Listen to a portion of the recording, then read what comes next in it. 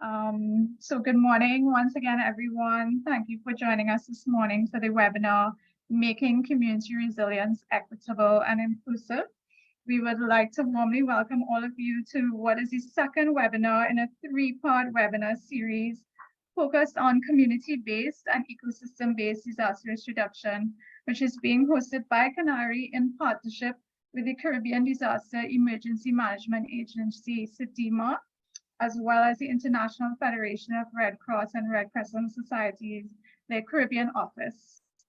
This webinar and the series as a whole is being held under the CSOs for Disaster Resilience project, which has been implemented by Canary and supported by the Inter-American Foundation. My name is Candice Ranpasu, and I'm a technical officer at Canary, and I am actually the project manager for the CSOs for Disaster Resilience project, under which this webinar is being held. I'm joined by other Canary colleagues, Mr. Aaron Peter and Deanna Albert, who will be providing technical support for the webinar, and also joined by representatives from our partners, as I said, the IFRC Caribbean and from CDEMA. And our partner from the IFRC Caribbean, the representative, Ms. Velda Dewsbury, will also actually be helping us with facilitation and moderation of the panel discussion today. So I want to warmly welcome her. As we have a good number of participants, I just wanted to say that before we get started, we don't have time for individual introductions. So I just want to ask that you please introduce yourselves in the chat, noting your name and your organization.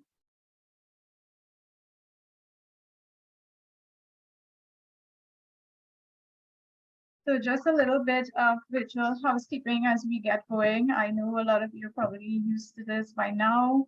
We're asking everyone to please keep your microphone on mute unless you're speaking, as well as keep your camera off unless you're speaking, for example, when we have the Q&A a little bit later on.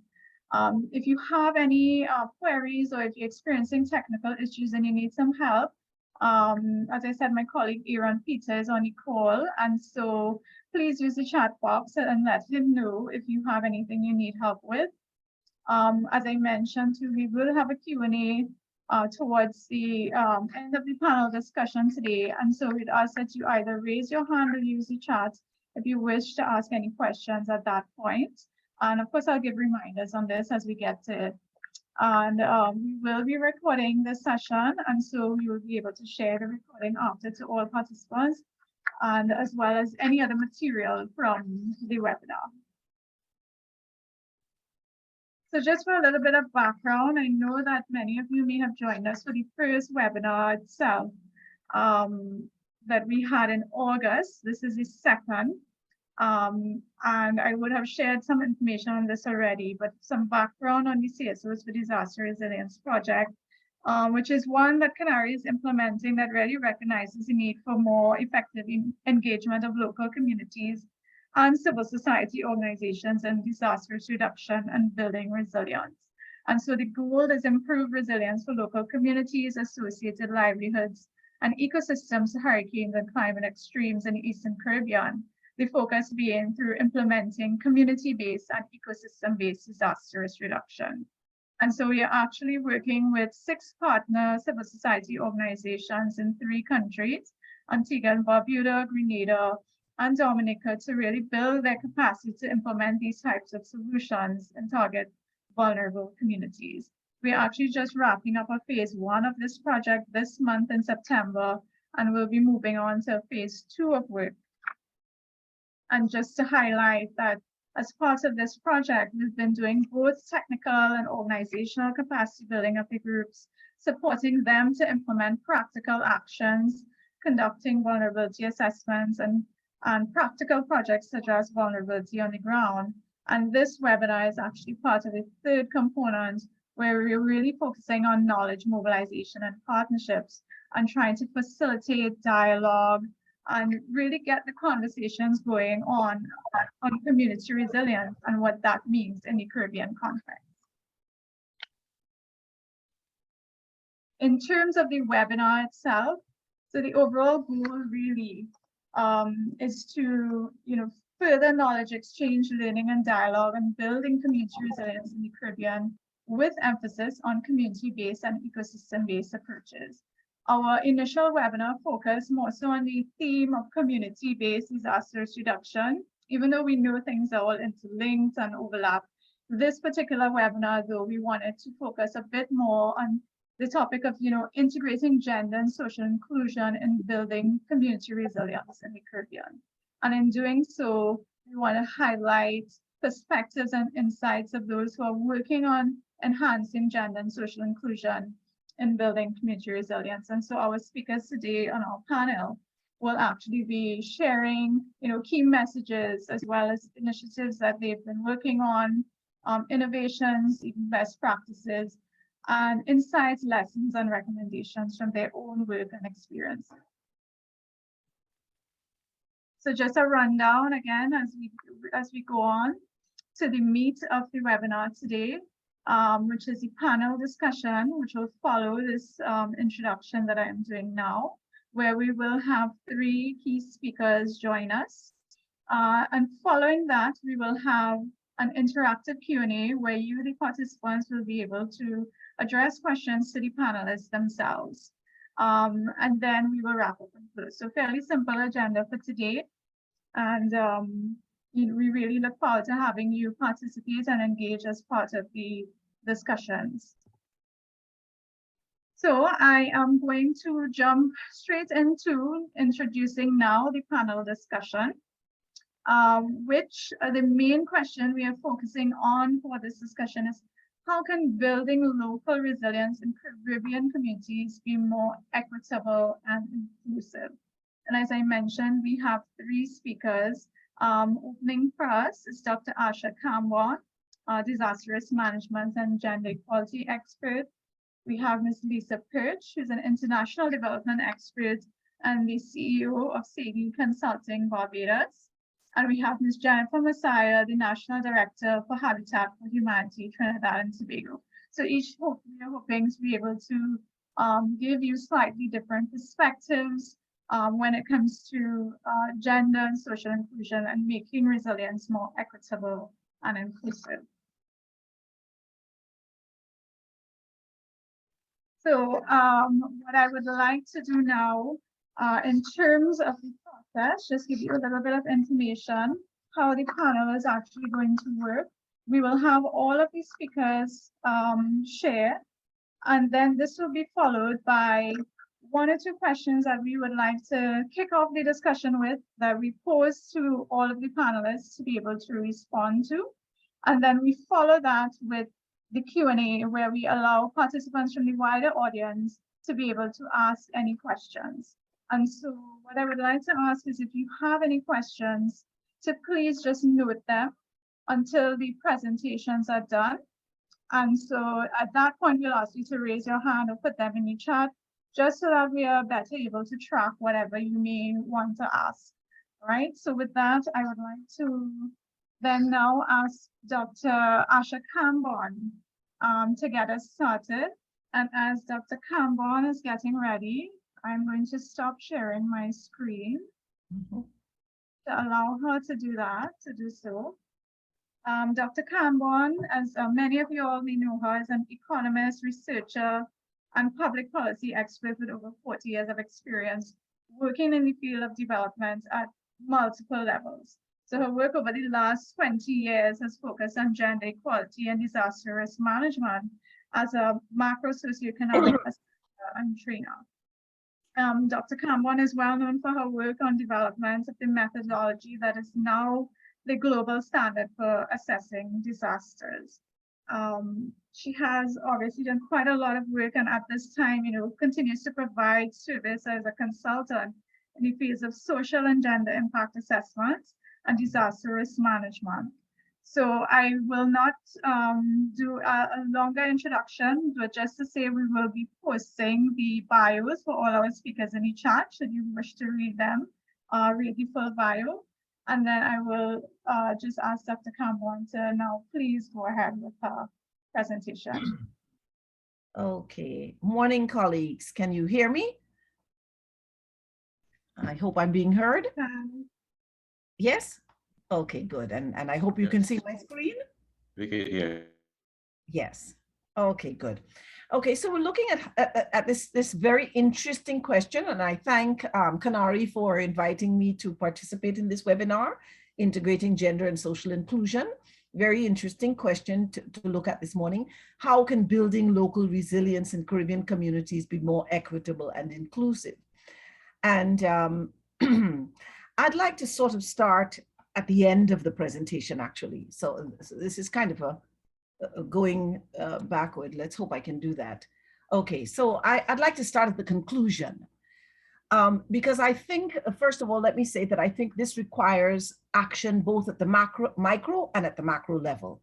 And I know we're talking about resilience in Caribbean communities, but I want to suggest that a lot of good work is happening at the community level and can happen at the community level. But if it's not supported by macro policies at the macro level, then a lot of good hard work is wasted. So in other words, I'm suggesting that people who are engaged, that communities that are engaged in trying to build resilience and achieve social inclusion and gender inclusion must also become advocates for that transformation. They must become advocates for that transformation, advocating to the political authorities in their country at the national level, so that so that we can achieve more. Otherwise, you know, the old saying that they say you're spinning top in mud.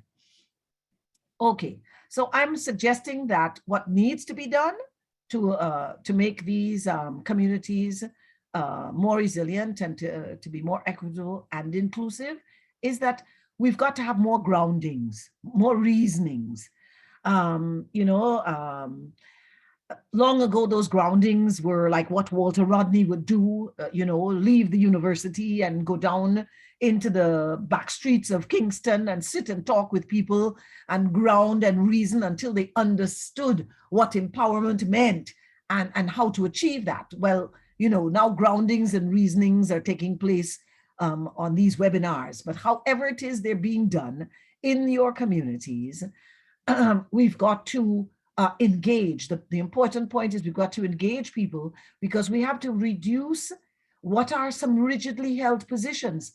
Unfortunately, the technology also seems to have, instead of, in some cases, expanded our possibilities, but in other cases, seems to have led to people holding narrow and rigid positions.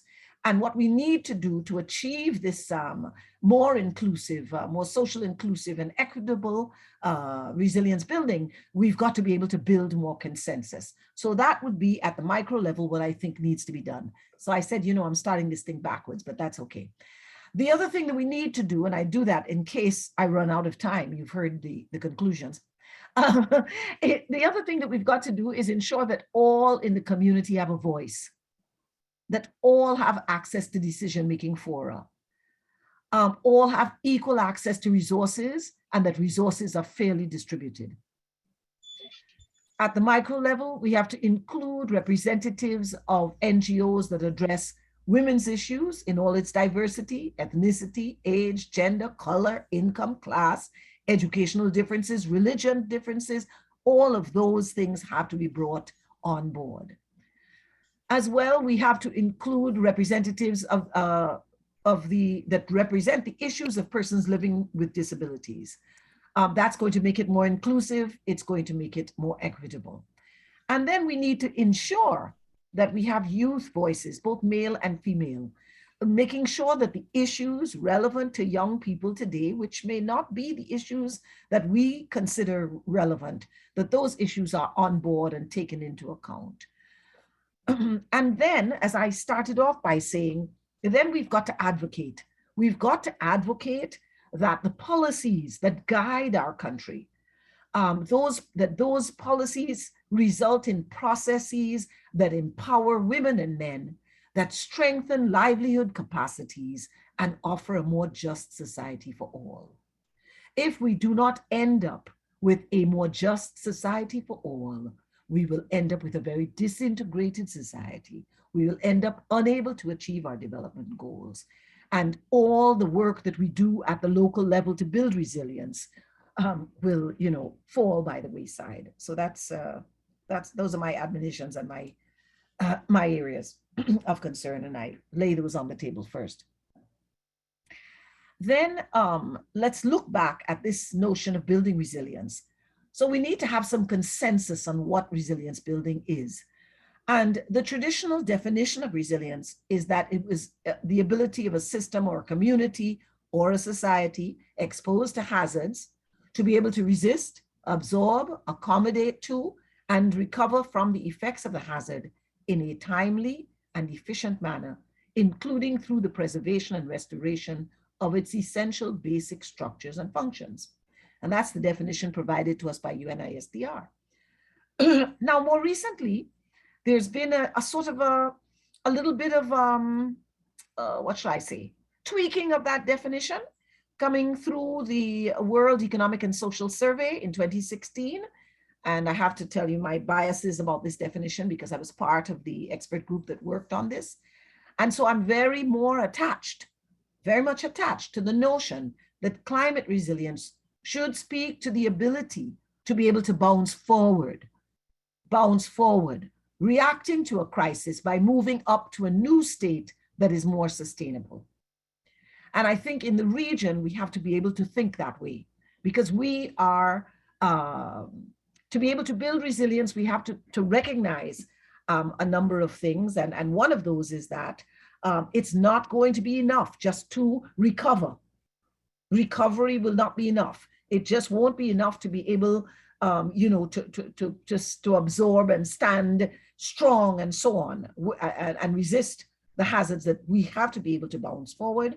And when we react to the crisis, it must take us to a new state that is far more sustainable. And that's the definition of resilience that I like. And what is needed, as I mentioned earlier, what is needed to be able to achieve that level of resilience that you can bounce forward? And what does that mean? Well, it means that we have processes that support the empowerment of people, both women and men, so that they can be engaged in resilience building and true recovery. It means that at the macro level, that the government must, the policymakers must invest in human capital. If we don't treat our human beings, our human beings that are in our societies as the most valuable asset, if we feel it's okay to throw away some of them, no, it's not okay. Every single one of them is critical to our being able to achieve the resilience that is necessary in this environment that we live in. And so there needs to be serious investment in human capital. We have to have better physical land use planning and compliance, and we have to make smarter use of technology as part of building resilience and reducing risk. So that's the broad work that has to be done at the macro level. The notion of resilience and what we are seeking to achieve, as I say, bouncing forward, not just being able to withstand, has to be grounded in what we define as our national development goals. And we've got some great, some of our best thinkers in the region have suggested to us that the notion that it is the right, well, the notion of our goals in development is that it is the right to make the best use of one's resources. That it's not just it's an entitlement, it's a right. And that's one of the ways in which we can view development. And of course we have, and that's from our good Sir Arthur Lewis, Dr. Arthur Lewis. And then we have Amartya Sen internationally, who's been suggesting that it is the process of expanding human freedom. And it's the enhancement of freedoms that allow people to lead lives that they have reason to live. And both of those notions of the right to make the best use of one's resources at the personal level and at the national level, they have been encapsulated and so on. And really we've struggled with these, the SDGs, and we've defined through indicators how we can measure how we achieve these goals. So frankly, we've got some of the best framework, I think, for tackling the structural inequalities that increase vulnerability to climate hazards. We've got those in the Sustainable Development Goals. It really is up to us to examine them, really dig deep, look at the indicators, see how we use them. And we can use those as part of that advocacy that I'm talking about. So that I'm saying, remember I started off by saying it's not enough for us to do what we do at the community level, but we have to become advocates in order to make this thing possible. So just as we have to have a deeper understanding of what these development goals are and how we're going to go about achieving them, we also have to have a deep understanding and awareness of the multi-hazard nature of our environment, the effects of climate variability, which results in the kind of disasters we see in the region, and to understand that when that happens, it is development disrupted. It's development disrupted, and that the way in which we overcome that is not just by trying to get back to where we were, but we've got to bounce forward. We've got to move forward. We've got to achieve more. And that means we've got to eliminate some of the structural inequalities at every chance that we have. I'm just going to highlight for you the part of this slide that says the wrong way of building resilience. Because most of us who are working in this field of resilience building have some ideas of what the right way is. So I like to make clear what the wrong way is.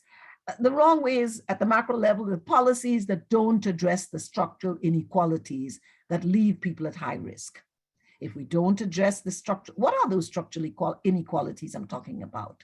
I'm talking about the structural inequalities that perpetually leave some people, large swaths of our population, with food insecure, with low levels of academic achievement, not in the best health, facing the best health status that they should. Policies that don't enable structural transformation needed to build climate resilient and sustainable societies. Policies that don't address poverty, social exclusion, and vulnerability. And policies that don't address human adaptation and change in natural systems. And literally policies that deepen inequality in its various dimensions. We actually pursue some of those policies, and we've got those of us involved at building resilience at the community level have to be advocates against those kinds of policies. How can gender equality and an understanding of gender and development issues be helpful to building resilience? I like to suggest that inequalities, as I mentioned, that to me is our biggest bugbear in this moment in trying to achieve our development goals. It's trying to remove the structural inequalities that exist in our society. If we do that, and we've got to do it at the community level, but we also have to do it at the macro level, micro and macro level. And achieving gender equality, when we work towards that, it helps us understand that there are systems and structures of discrimination and stigma. And that those systems and structures of discrimination and stigma create layers of inequality. I think women, looking at the women's issues over the years, to me, has been one of the easiest areas to understand what layers of inequality are. If you happen to be poor, that's a layer of inequality. You find yourself in some ticklish situations when you are without. When you are, you have a particular you come from a different ethnic group than the one that seems to be managing power and resources. Sometimes you can, and even socially, people differentiate each other based on their ethnic origins. And the Caribbean has been so historically tied to issues of color and ethnicity and class. We have been so structured. I mean, it's really been part of our historic structure, and we've not ridden the society of those things. And when we layer it with the gender inequalities, then my goodness gracious, We have a society that is very, very hard to move, and inequality stymies the achievement of development goals. And I mean, I can say that without, what's the word? Without any doubt. I mean, thank goodness. Why? Because all our all of our great international development thinkers have done all the work to confirm that. So when I say it is based on the work of people like Joseph Stiglitz, Amartya Sen, and so many others whom I won't bore you with all the names. So treating with gender inequality can assist in improving shock responsiveness in national systems, provide more effective social protection to address the needs of the most vulnerable. So it helps us in those sorts of ways. And then that brings me back to our conclusion. So hence the reason I started off by saying, at the micro level, we have to have more groundings, more reasonings to reduce the rigidly held positions that leave us with all these inequalities, structural inequalities that we've inherited. We've got to rid our societies of those. We've got to be able to build consensus around who we are and how we are and what we do. And then we've got to ensure that all in the community have a voice, that all have access to decision-making fora, however we set those up. And you know, sometimes they're actually deliberately set up to exclude some people. We've got to make sure that doesn't happen. All have equal access to resources and that resources are fairly distributed. And we've got to include representatives of NGOs that address and that are working with women in with all their diversity, whether it is through ethnicity, age, gender, color, income, class, educational differences, or religion, and the issues of persons living with disabilities, and include young males and females, because their issues can be very, very different from what we perceive. And lastly, we've got to become advocates to change what is happening at the macro level, so that we've got to be able to address those processes that empower. We have to call for that. We want processes that empower women and men, that strengthen livelihood capacities and offer a more just society for all. Thank you.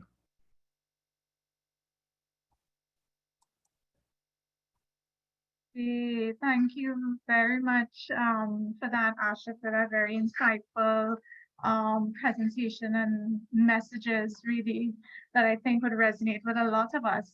And I know people may have questions, but as I said, can you please have keep note of those questions, and we can get them to Asha once we get to the Q&A bit.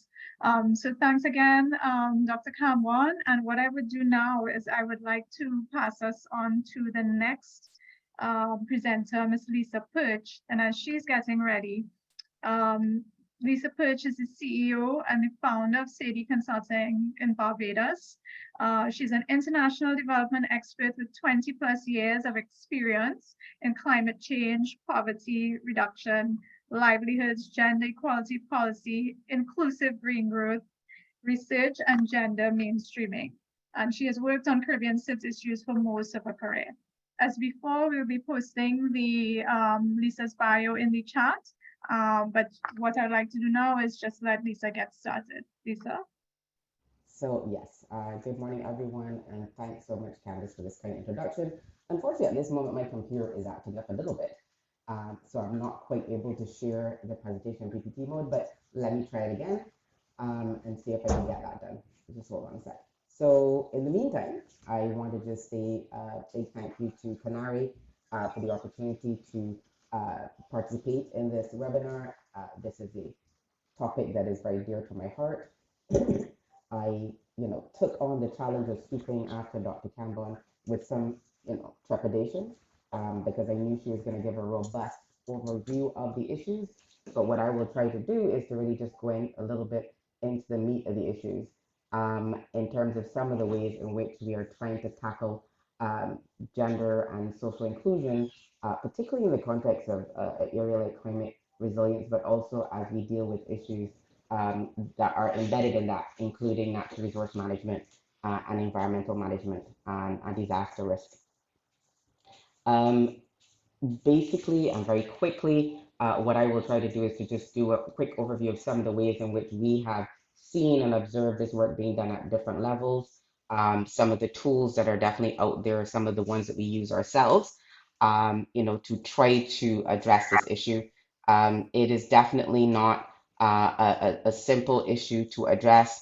And I think one of the first things I would say to start off being clear about is that one of the key elements I would say as you engage in this journey, it's probably important to accept that not everyone will agree that gender and social inclusion issues are important or even priorities.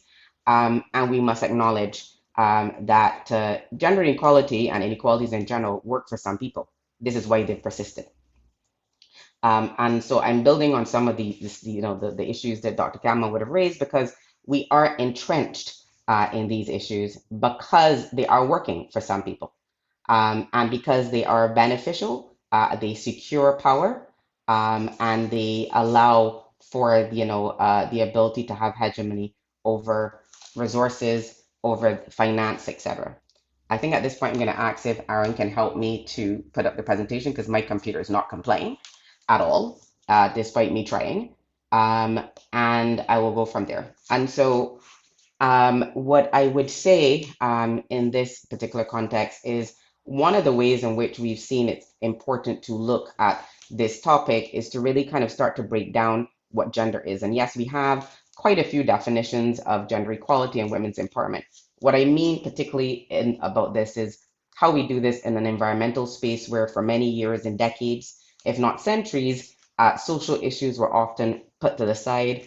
People were noted and identified as being there, but in some cases might often have been blamed generally for things that were happening rather than understanding some of the power dynamics that are going on. We, in doing so, and apologies for this because I still can't get it into PPT mode, the way in which we try to do this then is to really kind of break this down in a way that makes gender a little bit more tangible and actionable on the part of those who are doing this work, those who need to understand this work, and those who really need to think about, well, which pieces of gender might actually be relevant to the work that you're doing. So we use a gender needs framework to really kind of break this down in ways that happen, that are critical for understanding the different elements and also how they intersect. And a critical reason for doing this is to make sure that the issues relating to ecosystems, for example, and resources are not left to the side. Often the way that we've done the work has often been to focus on gender-based rights and participation, which are critical, don't get me wrong, but often sometimes could also be quite tokenistic sometimes. It's, head counting, and it could be adding in women and stir. And what we're talking about is definitely going way beyond that. And so in addition to that, there's been work on governance and ensuring that representation happens in an equitable way. And an equitable way does not necessarily mean that it needs to be 50-50. If we're really talking true equality, we're also talking about making sure that those who have been historically marginalized actually have more opportunity to get into a system and to be able to influence it. And so the gender needs framework that we tend to use in our work involves all of these 10 areas. Data is key, but we have specifically highlighted the need to understand even how gender equality and inequalities, how gender roles and responsibilities influence how people use ecosystems, depend on ecosystems, see ecosystems, and may even advocate and try to protect them. Those are actual issues that we also need to understand. And likewise, when it comes to resource management, really understanding very broadly how people see different resources. Why do we have a conversation around water? Because water is one of those pivotal issues within our social, economic, and environmental lives that drives different kinds of behavior. And the ways in which we use it are not the same within households or even between households and between households and the government, households and the private sector, etc. Issues of education and assets are critical, particularly when you're talking about resilience building and what Asha has called bouncing forward. In order for someone to bounce forward, they're going to need a certain amount of agency. Yes, help may be required, but they're going to need a certain level of self-resilience. And then also there is a big issue that still remains a bit of a bugbear for us in doing this work, which is about access and control of resources. While we've improved on the issue of access, we're still struggling on issues of control. And that is partially because we also have not done either is sufficient work and analysis and research on what are those barriers that prevent people from controlling resources and be able to use them in the ways that they would be able to adapt and to be more resilient and to do that bouncing forward. And we still need to do more work in this area. And so breaking down gender inequality in this context in terms of how it might apply in a climate resilience context, particularly at the community level, understanding some of the nuances even there, that a community can take many forms. It can be a physical geographic community. It could also be a community of users of a specific resource. It could be a community that's driven by livelihoods like fisheries and agriculture. And often you find within the communities that we're talking about, all of these things are happening at the same time. And therefore, an intersectional lens becomes very important in terms of how we grapple with the issue of gender as well. Next slide, please. Thank you, Candice and Aaron. That being said, rights are critical for understanding why everyone needs to be in the room, why they need to be given access, why they need to be given space, why perhaps they may even need to be given preferential space. And your governance mechanisms will need to be responsive in that regard. And we really need to focus on participation to ensure that it's meaningful. When we talk about good governance, we're talking about, yes, openness, transparency, and integrity, which are the parts that we usually hear about, but we're also talking about issues of effective collaboration, including how you work through issues of conflict and tension, which are going to be happening because resources are getting scarcer, the quality is declining, the quantity is declining. And therefore we must expect that there will be tensions and conflict over access to resources and being able to use them as you wish. Then there's also issues of performance because we want to make sure that the mechanisms that we are employing are fit for purpose and they're also delivering as they need to deliver and growing and shifting and adapting as well, depending on the circumstance. Critical to this, we found in terms of the work that we do on stakeholder engagement is, as Asha says, making sure that you are enabling and empowering those we're trying to serve to be part of the process, to influence the process, and in some ways to drive the process. And that means that they need to be empowered by knowledge and also by information. They need to be given the opportunity to speak, to influence, to manage, to experiment themselves, and actually contribute with solutions. When we talk about levels of inclusiveness, we want to have the broadest possible scope to this as well, in terms of really ensuring that we're looking not just at individuals and communities, but we're looking at those who really are sitting at the crossroads of many issues and are struggling with many and multiple challenges that prevent them from being able to adapt or to be more resilient in the face of multiple challenges, including climate. In terms of being targeted, we want to make sure that even as we're doing this work and we recognize that women's empowerment is important, we recognize that even within groups of men and women, there are significant differences. Not all women are vulnerable in the same way. Not all men are invulnerable or doing as well or as resilient as we may think. And we want to understand some of those nuances. At this particular point in time, some of the things that we can see clearly certainly are those households that are male-headed with older gentlemen who tend to be doing much worse off than the rest of society. Some of them might be working, but a lot of them may not be. And one of the key weaknesses they have is that they have very poor social capital compared to many women of the same age. There are a number of other issues, but this is definitely one that keeps popping up and keeps arising. We also need to look at the context of persons who may have migrated to the countries and will not necessarily have a sense of belonging. But the fact is that they are using or perceiving the use of resources and will have interest in that area. We also need to acknowledge that we have persons within society who are addressing and dealing with gender-based violence, and they are going to be in a very specific kind of space when it comes to discussing issues of climate resilience because they're dealing with other issues. If you look at figures across the region, whether it's in Trinidad, Grenada, Guyana, Suriname, and Jamaica, we can see that gender-based violence is a critical issue and it's happening at very significant levels in our societies.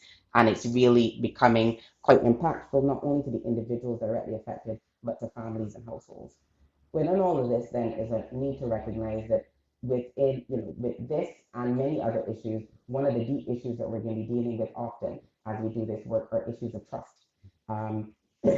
As you can imagine, persistent inequalities, levels of violence are not enablers of trust and understanding. And we need trust and understanding for things like adaptation and resilience building, which do not have any maps, etc. And so it is important to think about issues of trust building, as well as conflict resolution, as we look at some of these issues as well, and we look at how we engage with persons and not just the fact that we're doing the engagement.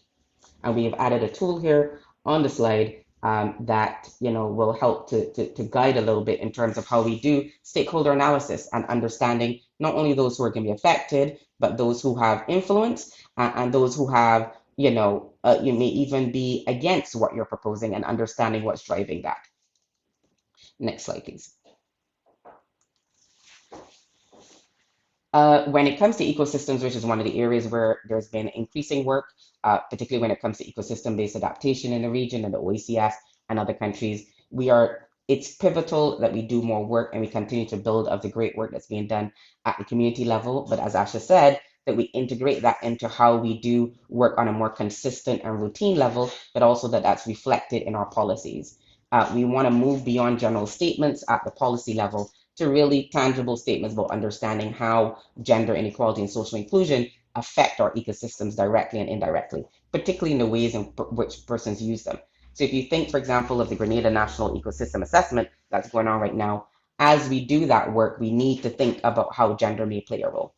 We need to think about what is beyond and underneath the patterns that we're seeing, whether it's about agricultural, based focused ecosystems, whether it's about terrestrial ecosystems, etc. What are driving the patterns that we're seeing at the macro micro level?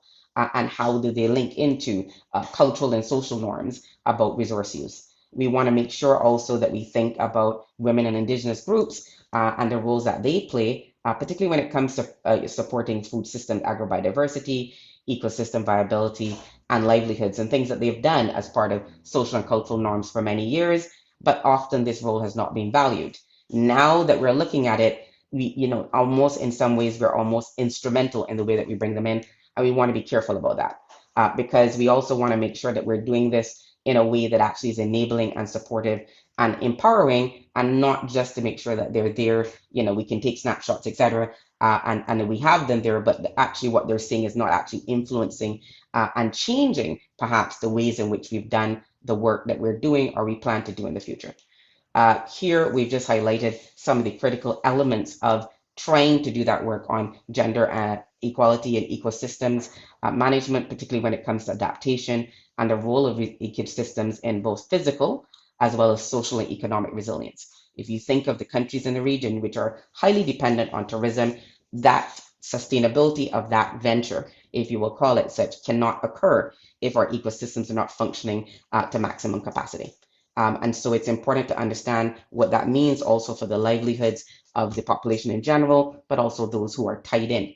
One of the lessons we learned from COVID-19, for example, was the ways in which something like COVID-19 could generally show the differences and impacts on the types of jobs that women and men were involved in the tourism sector, allowing for, in some cases, some men to retain their jobs because their jobs did not require proximity to other people, while a lot of the jobs that women are involved in required that proximity and meant that they were barred from being able to do their work. Simple things like this that we've known and seen for a long time, but sometimes it takes that lens in order to be able to bring out some of these nuances and the significant impact it could have.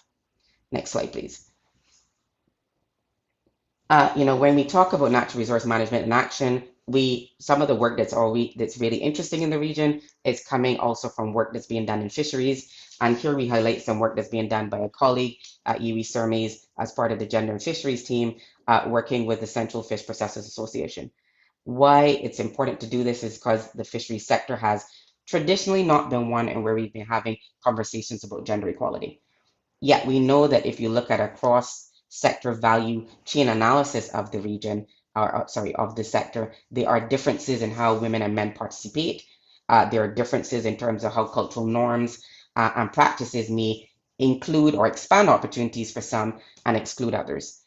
We also know from other work that's going on even in Barbados right now, when we're looking at issues of water resilience. So the resilience world is also getting into a sectoral level of analysis as well, that the way in which the fisheries sector uses water, for example, is not the same across the board. The dependencies are not the same across the board. The drivers of that behavior is not the same. And when we do that, we have much more information and a greater chance of really being able to do robust work that would address not only knowledge, but attitudes, practices and behaviors that would enable the kind of resilience that we're talking about. And in a way, resilience that's going to be more nuanced to the Caribbean reality. Part of the work that many of us are doing, including Canary and many I see here today, is helping in that work, because we need to understand what is that Caribbean nest to this work, and also how some of the differences within and between the countries also need to be taken into consideration. Next slide, please. In terms of education and assets, it's important to look at this because this is an important element to the work that we do, not just in terms of knowledge provision, knowledge generation, but really ensuring that knowledge actually becomes an asset and a tool for those we're trying to help. And we've seen work in the region and beyond showing that knowledge is important for persons to be able to understand and exercise their rights. If you look at issues of land ownership, often we may see examples of Africa and India, but the fact is that in this region as well, where we have information, we actually need to consider as well some of the nuances we're seeing in land ownership here as well. And they're not the same. The types and sizes of land that are available or owned are not the same. The difficulties in navigating the system are not necessarily the same. And those are some of the issues and lessons we're learning from the work that's already being done, and also some of the ongoing work that will be critical for ensuring that that control issue, for which ownership is important, becomes fact rather than theory. This will be important, as you can imagine, when it also comes to accessing resources. If you look at how finance works in the region, if you go to the bank, you look at the ways in which banking and banking finance is available, there are certain things that it relies on that exclude many people. So if you go to the bank normally, one of the first things they'll ask you about is employment. And we know generally within our societies, there are many people who are not formally employed, who are seasonally employed, who do not have long-term employment, and there are those who work for themselves, which means that that's already a barrier they're addressing and facing. But we also have groups within our society and countries where land is communally owned, and this communal ownership also means that they not able to use land as collateral to be able to access finance to do things that they need to do for themselves, as well as to be able to generate food that would also assist in food security. And therefore, it's these nuances, again, in terms of understanding from the beneficiary side and where we need to do some of the work and change to enable access and empowerment, but also we need to look at how banking and financing policy itself needs to shift and change if we really are going to achieve what we keep advocating internationally about greater access and enhanced direct access to climate finance and climate flows. Yes, it's important that we get that at the national level, but when it goes beyond that, and we start breaking it down and making sure it goes to households, we need to make sure they can actually have that access and actually be supported and enabled to do so, which means our regulations, our rules, our instruments will need to also be more responsive to these realities, but also be adaptable and flexible because these realities are also changing depending on the context and depending on the crisis and risk that we're facing. Mr. DeMont, I have seen your question, and I will definitely come back to that in terms of gender and ecosystem relationships. Next slide, please. When we look at land, for example, that's one of the probably easier ways to look at how gender and ecosystems relationships need to be considered. Land and land ownership is key for many things, particularly when it comes to food production, but it's also in terms of accessing ecosystem resources, services that we all rely on. If you think of just the provisioning ones, and the fact that in many cases when it comes to food, fiber, and other elements that we take for granted, a lot of those roles are played by women. And if we want to ensure that those services are maintained, that the quality of the access to those resources is continued, and that the quantity of those services are also available, we cannot have those conversations about ecosystem resilience, ecosystem services, reforestation, and ecosystem balance without having women at the table and women who are using those resources. So that's just one way of looking at it. If we're talking about land management and issues of pesticide use, issues of the use of water, again, depending on if we're looking at what type of crop, what type of trees, what type of dependency, is it subsistence, is it commercial, without understanding the differences and the uses of those services between men and women, we will not be sustainable in what we're doing if we don't understand those nuances. If you go to most countries, you will hear from both women and men in agriculture about those differences when it comes to being able to access land, being able to access water, being able to access finance, being able to do things that would build their resilience and the barriers that they're facing. There's work going on by UN Women on this issue in several countries, supported by the UN Trust Fund for Human Security. And one of the most basic things they're doing is making sure that women and men understand the regulations and requirements and how to apply for land and to be able to maintain and sustain it. And so those are some of the direct and indirect links in which ecosystems and ecosystem services and resources in themselves become really important to this gender question. We also know that some of this work is also being done in Trinidad and Tobago, where they're looking at ways of expanding opportunities and doing so by looking at very specific crops. And even though the crop itself may not be differentiated very much by gender, in terms of the uses of it and the ways that which they're looking at it, there are things that are definitely turning out to be more gendered in terms of some of the ways in which mango is being used in sectors that generally tend to be dominated by women, i.e. cosmetics. Again, these are the ways that we need to think about if we're looking at that long chain of results that we're looking at. If we look at the ecosystems and their maintenance, the use and the continued ability to use and sustain not just those economic services, but all the others, we need to make sure that we're inclusive in that work. Equally, at the same time, when we want to change and we want to shift some of the norms that we're seeing, particularly in the way that we do public services, we need to recognize the need to engage those who have a lot of power over what is available, what is known, what moves in terms of paperwork. And there's some good examples of ways of doing that engagement. In India, for example, working not just with the women and their families, but working with the land registration officers, because the change needs to happen at both levels.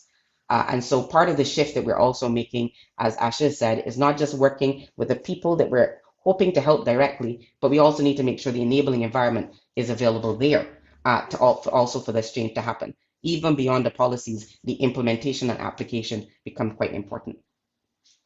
Next slide, please. And so I'm going to wrap up because I'm conscious of time. And so I would just stop here, I think, and just say that this issue of access and control over resources, again, becomes quite critical. We know and we are aware that there are many barriers that will affect how persons access resources and are able to maintain their control over them. But when we're taking a gender lens to some of this work, there are three critical elements that come up often. Time, because time use is very different between men and women's society and between feminine and masculine roles in society. And if you break that down or you look at that in a more expansive way, looking at persons dealing with intersectional issues of age, geographic location, ethnicity, including indigeneity, it becomes even more clear how time use becomes a very important arbiter of opportunity and of empowerment. Care also becomes an important issue because care burdens are huge in some societies and in some households. And even with the best will in the world, persons are simply not available to take advantage of the opportunities that we may be seeking to create. Finally, money, we always come back to that in some sense because it's going to come down to access to finance, the ability to save, the ability to have insurance, to be able to make sure there is money available to deal with some of the challenges that come when we're dealing with climate risk and the variability of climate and other changes. And that ability to be able to save or to be able to insure your assets has become an issue that's being raised very often when you look at the post-disaster needs assessment, whether it's in fisheries or in agriculture. The assets are different, the ability to insure the assets are different, and there's still some resistance in some quarters in the insurance sector in terms of being a little bit more expansive and understanding some of these needs. Again, because cultural norms exist there too. And so therefore, as we do this work, we're looking at cultural and behavioral norms needing to change on multiple levels as we do this work. And we make community resilience more possible. Yes, the communities themselves can do some of this work, but they need to be supported. And they need to have an enabling environment in which to do so, which means that we need to expand our scope beyond them to also look at that broader environment at the sectoral level and also at the municipal or macro level across societies.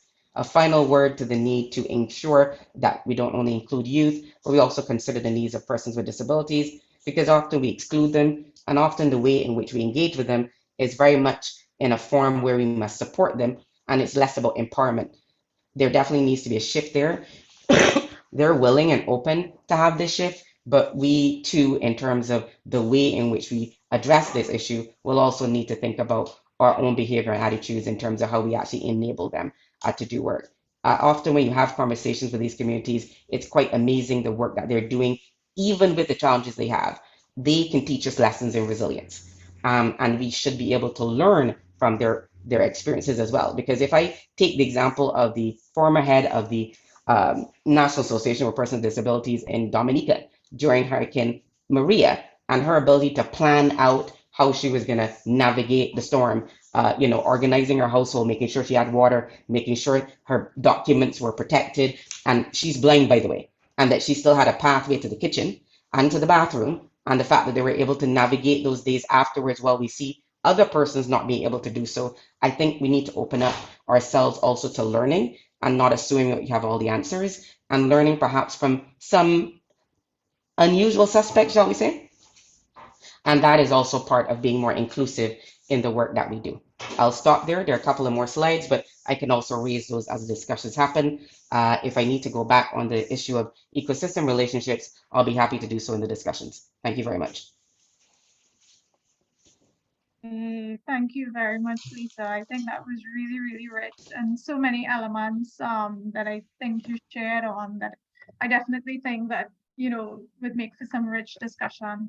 And of course, we're hoping to share slides in addition to having the discussion. We assure that, participants will have access to the information.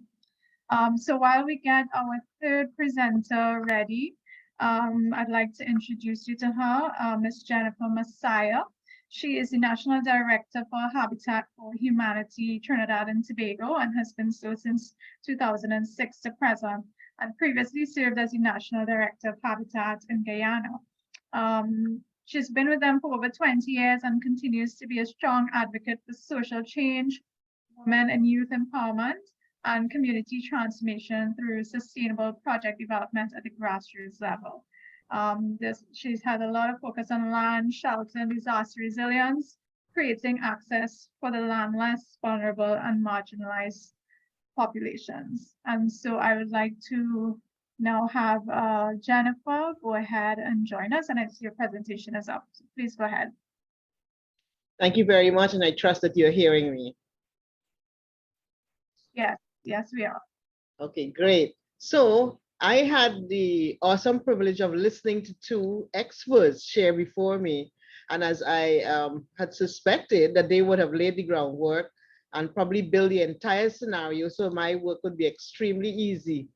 And so what I'm going to do today, I'm taking a different approach, since I suspected they would have already done the definitions and the macro level discussions on gender and social inclusion. I'm going to use perhaps more of a storytelling and use Habitat for Humanity as a case study, particularly or with reference to a particular project that we just completed at the end of March in 2022 to share the good and the bad on the gender and social inclusion and what we really need to do to address this issue going forward. Like Asha, I want to begin with the end in mind. I absolutely want to say, if there ever is a time for us to raise our voices, our collective voices as CSOs, to influence state and non-state actors, to make sure that gender and social inclusion is a discussion that takes priority, it is now.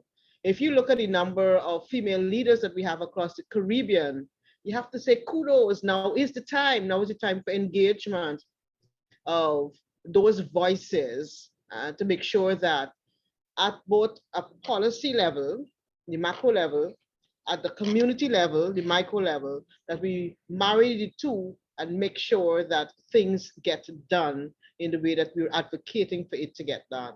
So I don't know what hinders us from making sure that this happens. That's my question to us all listening. So here I go. I am going to rush the very first 6 slides. I'm only using it because I want to build the scenario of Habitat for Humanity. So in slide 1, you see the president and the speaker of the house and a number of very influential ladies, CEOs of the energy company and other business, the Chamber of Commerce and so on, represented here. And they came out to do a painting on a house of a single woman with a couple of children. Why am I showing this picture? I'm showing the picture to say that this is how we need to begin to engage our policymakers with our persons at the grassroots level, so they begin to have social interaction and they can buy into why we need to advocate for the vulnerable. All right, I seem to have a slide sharing. Okay, so are you seeing my next slide? Yes, Jennifer. Okay, great. So on the vision and mission of Habitat for Humanity, we do believe and advocate globally a world where everyone has a decent place to live, and the mission seeking to put God's love into action. Habitat for Humanity brings people together to build home, community, and hope. People generally tend to know about Habitat as building houses, and that's what I want to dispel today. As we speak of gender and social inclusion, it's a wide gamut of services from the developmental spectrum right across to the humanitarian spectrum. All right, so it's about advocacy, it's about helping with shelter products, disaster mitigation, disaster resiliency, and the whole works. We represent in our housing and shelter discussions and products 13 out of the 17 sustainable development goals. As you see, goal number 5 speaks about gender equality. And so part of our mandate is to make sure that gender equality gets represented. Number 1, no poverty. Make sure that we look at poverty housing and poverty eradication by building into the community development strategy income generating types of opportunities and making sure those that are marginalized, we form partnerships to address issues for them.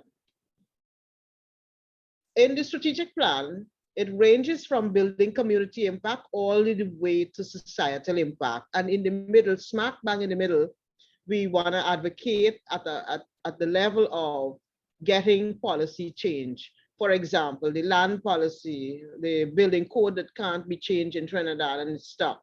And why do we want to represent that if we're building houses? Because we understand at the lower end of the economic spectrum is the marginalized folks who can't represent themselves or don't even understand that when we pass a building code that says everybody must adhere to the same policy, how it impacts low-income builders. It means that they will continue to build without building approvals because they just can't adhere to the rigid requirements, which are not necessarily useful for people at the lower end.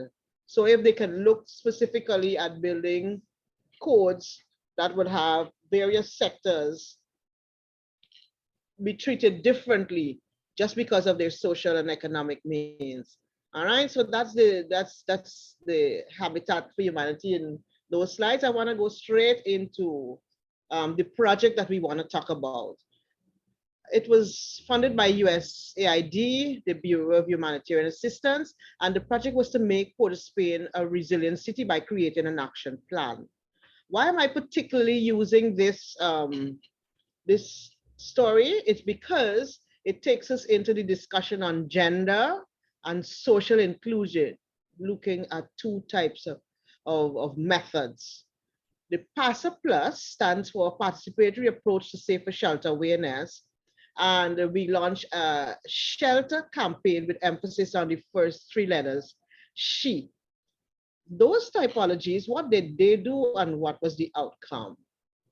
In the PASA Plus, in the first segment of this particular workshop, I heard a lot of community-based vulnerability mapping tools and so on, and PASA is one of those. It's simply at the grassroots level, people begin to map their own vulnerabilities, identify where they're not included, and identify the gaps and the risk as it relates to disaster resiliency, disaster mitigation efforts that are required. what resources they have and the resources that they do not have, what kind of actors need to intervene on their behalf and which actors do not contribute to the development of communities. On the shelter campaign, we decided to engage people in the communities. We had selected 4 communities in Port of Spain. And in those 4 communities, we were able to engage a number of persons to discuss land matters, because we found from the PASA, the outcome was land was one of the biggest issues for vulnerable families and those that were marginalized, ownership of land. And so the shelter campaign was bringing an awareness on the ownership of land, and that's what the shelter campaign was about. It was particularly geared to empowering women to understand land matters. The outcome of the project, we hosted a number of activities, and they're listed there. You will get the slides eventually, so I wouldn't go through them. But I want to discuss what were some of the outcomes on those activities. On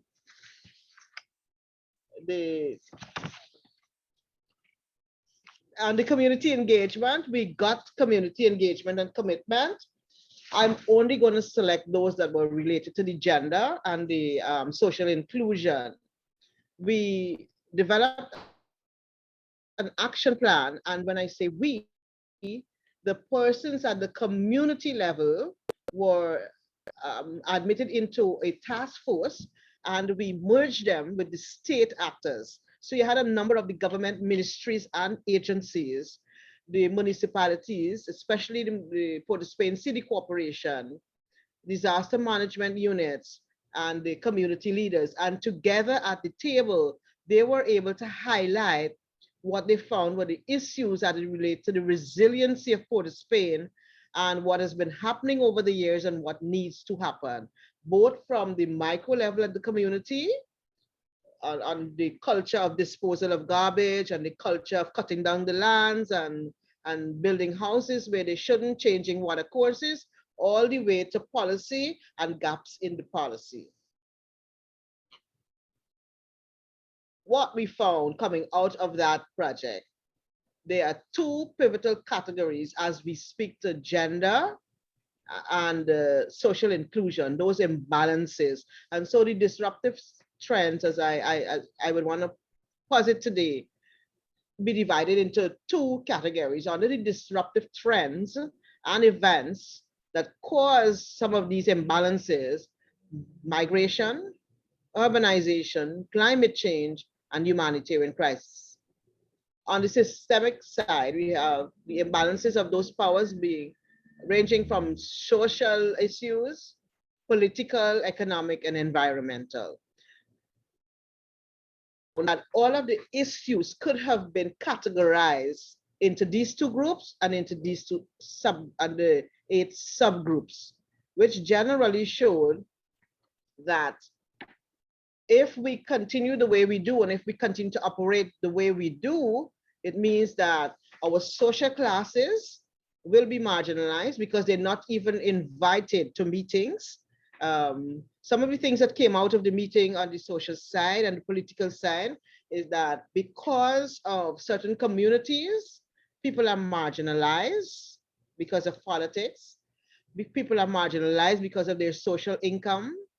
In some instances, we found a number of the women just couldn't attend meetings, as simple as the timing of those meetings were not conducive to women that are holding 2-3 jobs, women with single-headed households, male or female single-headed households, taking care of children, and then you want to have meetings at 10 o'clock in the morning.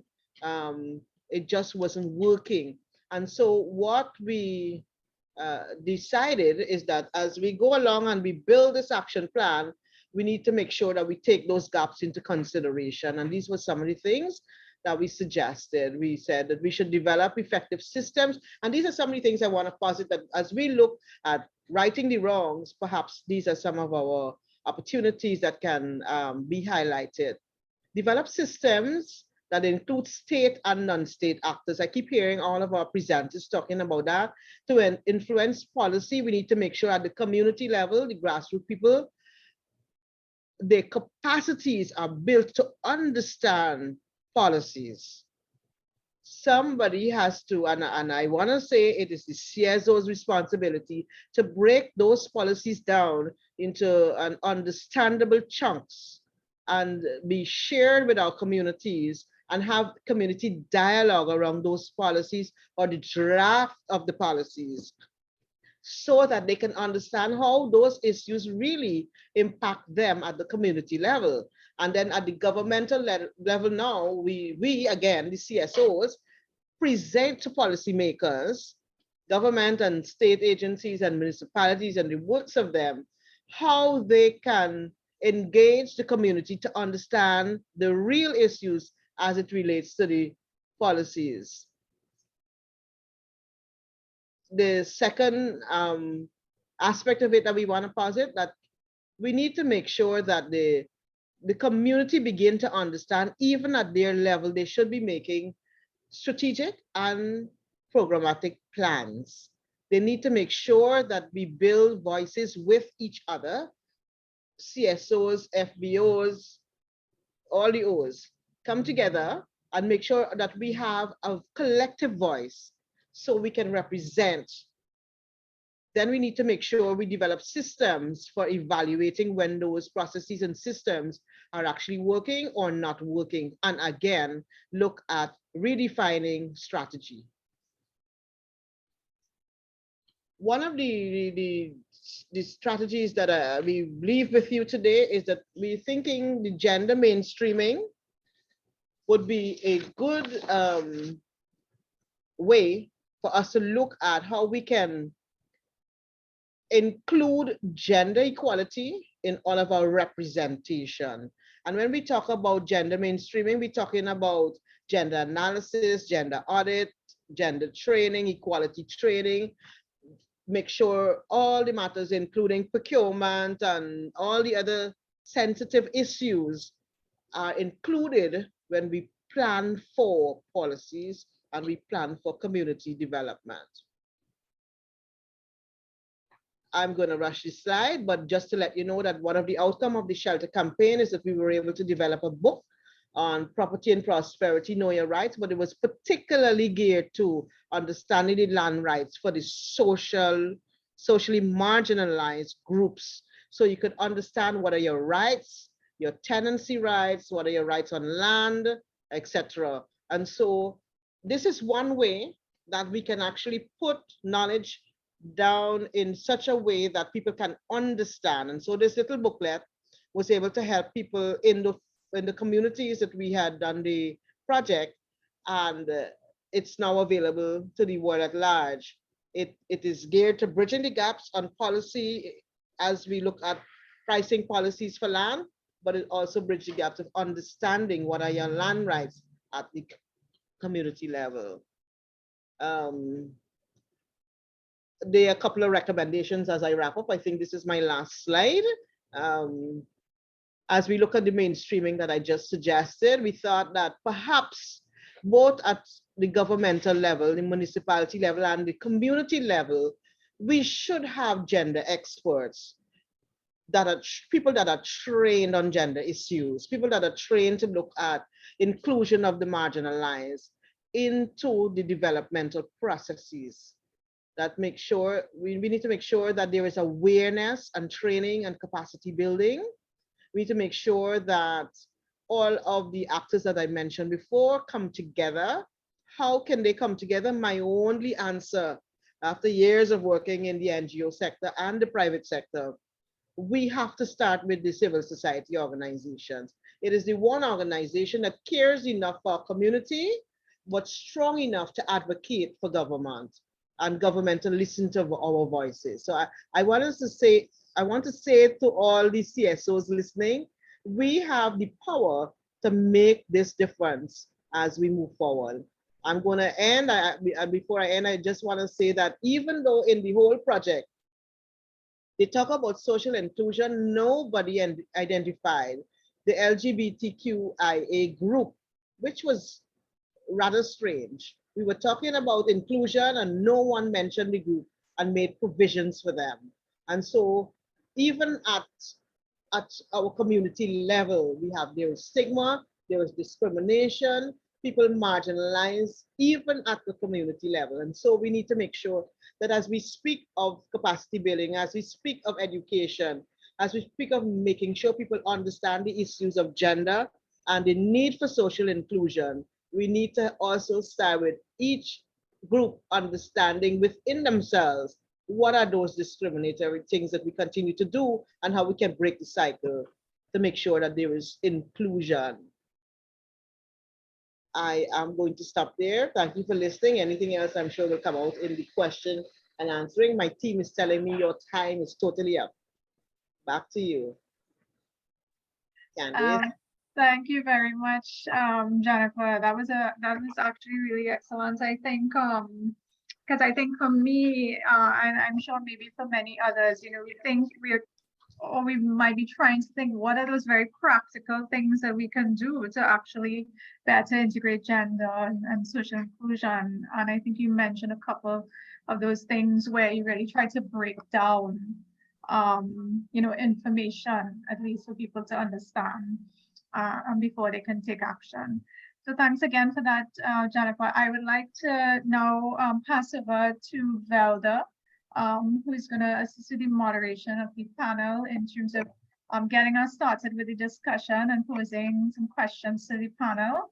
And of course, we are keeping track in the chat of any questions, and we will definitely also open up for participants to ask those questions directly once Velda has begun. Hi, good morning, everyone, and welcome to our session. We had some insightful information from our three speakers this morning, and it was a wealth of information. So as we continue this session, we'd just like to thank our speakers for sharing this, and particularly the practical ways in which they indicated we can integrate gender and social inclusion into resilience building. However, I would like to put them on the spot a little bit by asking them if they had to choose two priorities from all that they shared, which two do you think you would pursue? Because we know in the world of where a lot of these things are being done through funded projects, we sometimes have to pick and choose where we put our focus. So if you each can share with us two top priorities that you would select if you have to do something like that, that would push gender and inclusion at community level, particularly as we look at building resilience in communities. So I'll leave it up to you two who would like to start first. Okay, I'll go. Sure. Because I know the two coming behind me are much more knowledgeable and well-learned, so they will beat what I have said. My two would be one, making sure at the community level, we choose specific policies and we break it down so that our communities can understand we have certain tools and methodologies we use in Habitat, where we use maps and diagrams and charts to get communities to understand policy issues. And so they can understand what is the impact of a pricing policy being done or the building code being passed. How does it impact me? Because other than that, a policy would pass and they just don't understand. It goes over their head.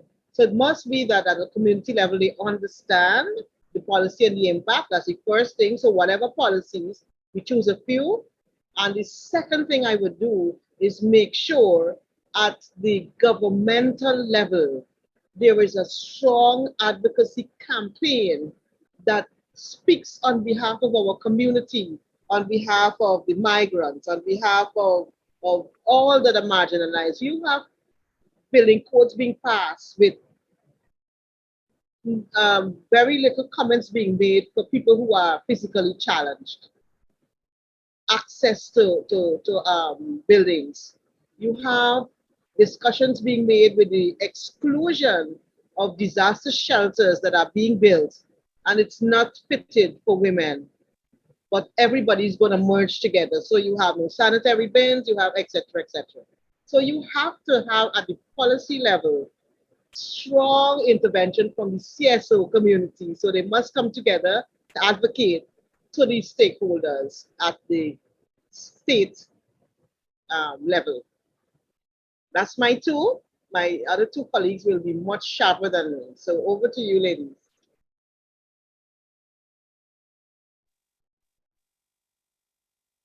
I think I'm waiting for Asha, and Asha's waiting for me, maybe?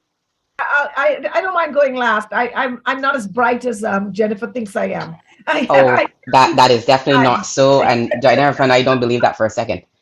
We just know that you're gonna punch well above your weight at the end. So I'm gonna jump into the breach then.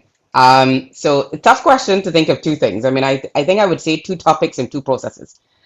So for me, it would be access and control of resources, because I think through that lens, you can do a whole heap. It doesn't matter what you're looking at. If we can get to that issue of what is meaningful access and how do we make sure people have control. I mean, you think about what Jennifer just mentioned, those are issues of control, knowledge. To be able to control and manage something, you got to understand what's going on. To be able to manage the risk, you have to understand what's going on and what that risk even means. And so for me, it's through that lens that I can see being able to do stuff on the sociocognitive and perceptions, issues of flexibility, asset building, etc. And I think key in that is how we do stakeholder engagement across the board, the communities that we're talking about who need the support and those who actually have the duty to support them. And we really need to look at that duty bearer role that is, is given to persons at the state level and the public sector level, and what that actually means, and how we address these implicit biases that still persist in the work. The other aspect I would say is on the ecosystems. As the question that I had, we still are struggling to understand that the way we all use ecosystems is not the same. And that if I have a household with 5 children and I don't have a source of energy, I am going to be a user of the ecosystem, and I am going to be butting up against somebody who may be looking to build a hotel. You may not see it, but that is exactly what's happening. And I may be butting up against a fisherman who wants to fish and who wants to make sure that the small fish are doing what they need to do at the mangrove. But I'm looking at the fact that I need that wood in the mangrove to do to cook my food. These are critical, fundamental, day-to-day bread and butter issues that are happening in front of us, and we're just not documenting and taking them on seriously. And for that to happen, it also means we need to be doing proper, robust analysis, and understanding what are these drivers, what are these features, how often is this happening? Is it one person? Is it 1,000 people? Is it maybe some people every day? Is it some people occasionally? We just don't have enough analysis and research to understand these issues. And if we want to empower those persons and we want to come up with adequate programming, we really need to understand what's going on.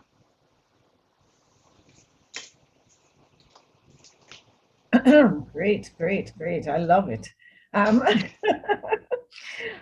the slow one here because I'm deeply I am deeply committed to the notion that our society, we are struggling with issues of inclusion, both social and gender inclusion. And there, thank you, Jennifer, for highlighting LGBTQ and I community, because when we automatically, when I think inclusion, and I say women in all their diversity and men in all their diversity, I'm including that group.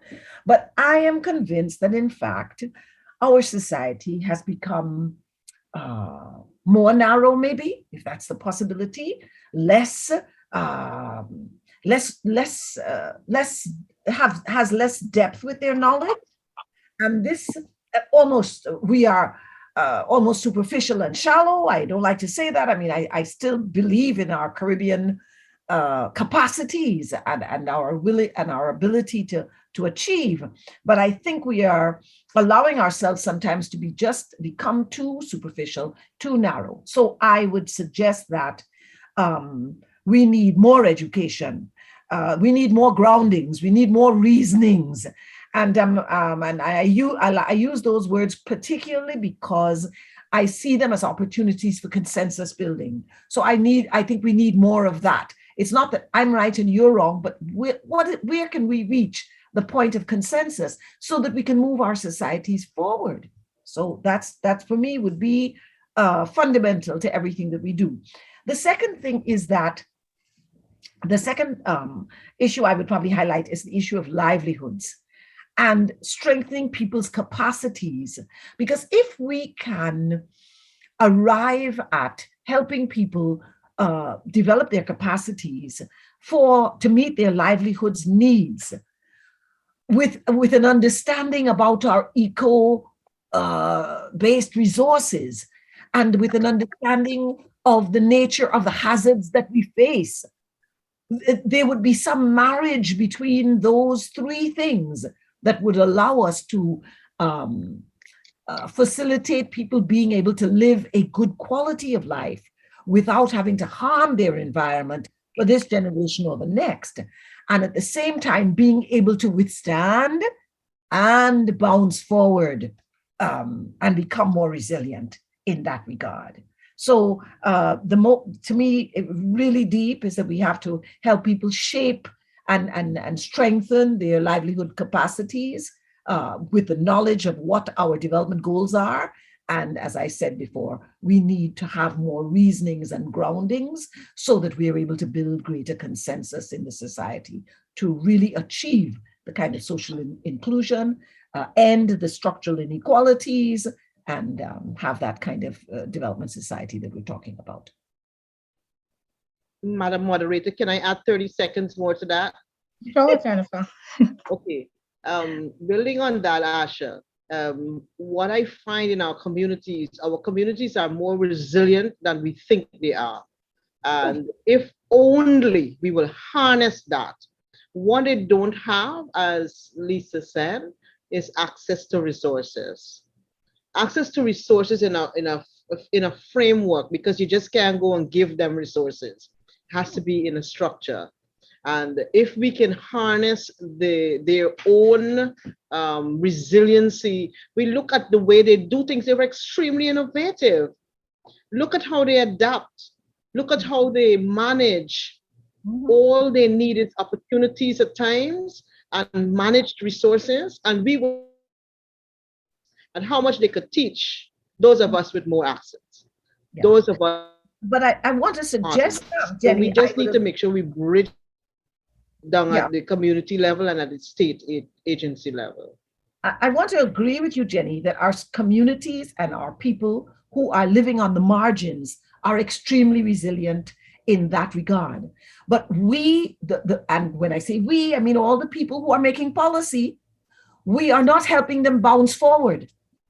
I worry that what we do is we help them to stay where they are, and that's not where we want them. Because of the nature of the hazards that we face, they must be able to bounce forward. And that both in terms of their livelihoods and in terms of their capacities to engage with the rest of the society. And I worry that the policies that are in place are not facilitating that bouncing forward that I want to see. So that's my only point. Can I also add a couple of seconds just to add a tiny bit to Asha's point, that I also think we need to recognize that even with what they're doing, they're constantly facing dislocations and displacement. And we can't underestimate the impact of that. And so from a social point of view, what I would want to add to what Asha is saying is that we shouldn't over rely on that either, because there's also some good sociological research out there showing that over time, if you keep depending on people's spontaneous adaptive capacity, it erodes all of their adaptive capacity. And then basically all they're doing is coping, which is what Asha is talking about. When you start seeing people not being able to move forward, it means they're in coping strategy stage. They're not resilient. They're just coping and managing. And what we're talking about is people being able to go forward, not just withstand, bounce forward, sometimes avoid the risk, and to bounce forward. And we're not just talking about a step. In order to be doing what we're doing, we're talking about them bouncing forward several steps. And so I do think we need to be careful. And it's like the instrumentalization we do when we say, oh yes, women use a lot of water, so we have to have women in the meeting. Or indigenous people are, close to nature. We have to recognize that, but be very careful, because we may actually be destroying the very thing we're saying that is key to this issue of agency that we're also trying to build. That's my few peanuts I want to add to the plate. Thank you, ladies, for that takeaway. So we've seen several different things, ranging from advocacy to focus in on capacity building and education, uses of resources, and most importantly, a focus on livelihoods. In our work as the Red Cross in communities, we've seen that one of the ways that we can encourage persons is by showing them how others have done it, or positive examples to help them build their ideas of what they can also apply and things that they can do. So Jennifer shared with us a practical example from her work in Trinidad. Lisa and Asha, would you like to share with us any practical examples from other countries that you've worked in the region?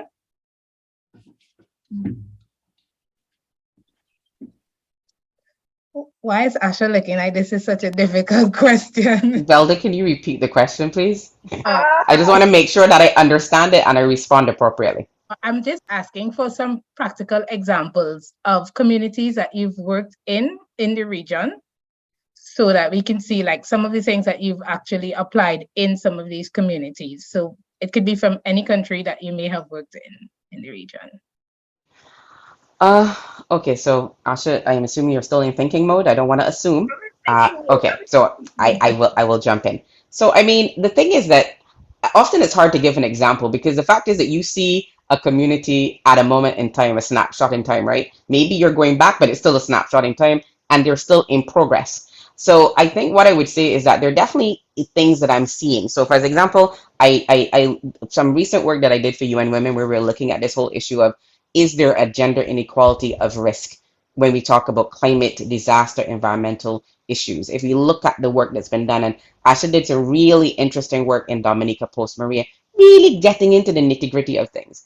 And so what I would say is that in those discussions, one of the communities that we're not talking to and we really need to engage is the persons with disabilities, because of that story that I said, I was blown away by how the two people I were talking to had prepared for Maria. It wasn't saying that everything worked well, but the level of preparation, level of thinking they put into things, because they were disabled, because one was physically disabled and one was blind, just thinking through what do they need, what connections do they need to sort out, being able to get a pathway to things that they need, protect their stuff. So it is the fact that communities are out there doing things and we're just not even documenting, we're not even asking. We're not even learning. So I would say that particular group in Dominica really is one that we should really find out more about. And they've managed to maintain visibility on their need to be included, etc. Then, in other spaces, you've seen, different things. I mean, there's also NGOs like the Network for Rural Women Producers in Trinidad and Tobago, which I find fascinating. Why? Because even though they are working on women rural producers, they're looking at specific products. One of the things that they are very passionate about is gender-based violence. And that is not usually something that you would see that kind of group being engaged in. And they're starting to look at what are the links between the prevalence of gender-based violence in society and the work that they're doing. And also some of the tensions and conflicts that are coming up when we start looking at the impact of climate and environmental disaster is going to be the fact that quality of resources is declining. The number and quantity of resources is declining. Resources are not where they used to be. Rivers are moving. Trees are getting shorter and growing somewhere else. We have the old, canard of, Trinidad and Tobago and the flying fish. Well, joke, but it's also reality. These things are happening. It's dislocating and displacing people.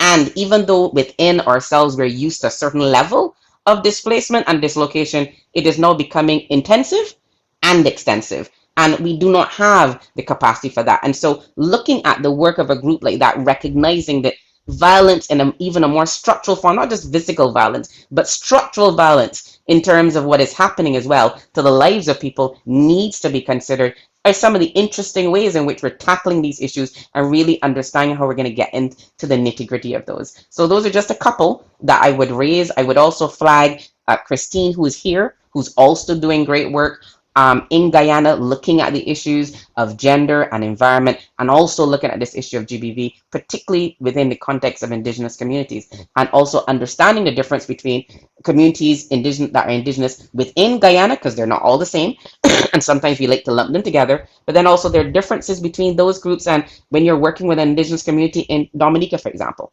or maybe in Belize, and understanding some of those nuances is also really important. In those communities, they're all doing great things.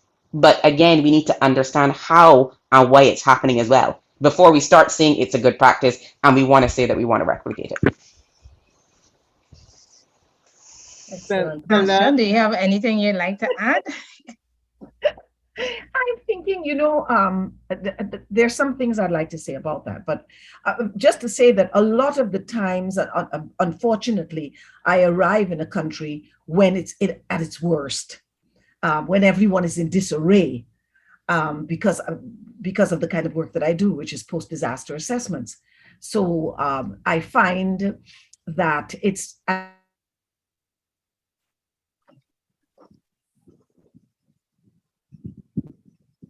Asha, I think you you're may have muted. muted. Oh, I'm completely muted. So I'm chatting away to myself. Okay, so let me recap. I was saying that unfortunately, when I engage with communities, it is often at the worst point. It's at the moment when they're in their deepest disarray, because of the nature of the work that I do, which is post-disaster impact assessments. So at that point, it's very, very challenging to find examples of people who have made use of their skills and their capacities to survive and recover. So that's one thing I should say. That limits my ease with which I can find a community for you and give you an example. However, Lisa reminded me, and I was thanking Lisa for reminding me of the work I had done in Dominica, which also stretched to St. Martin and a few other countries and territories.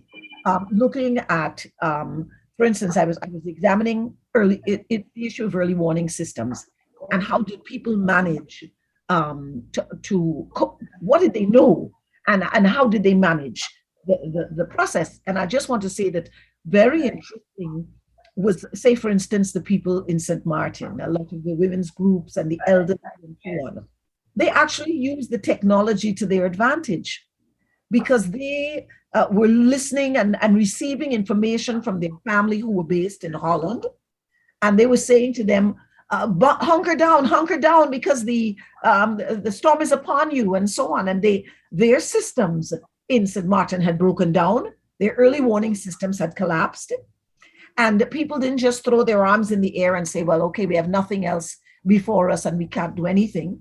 They actually used the technology that was available to them and began receiving information from families abroad, sharing that information with their networks, and applying what they had known and learned about responding in a type of crisis. So yes, so there's that's one of the good examples I can use, and that's why I always say how helping people to apply the knowledge they have already to their own circumstances is critical.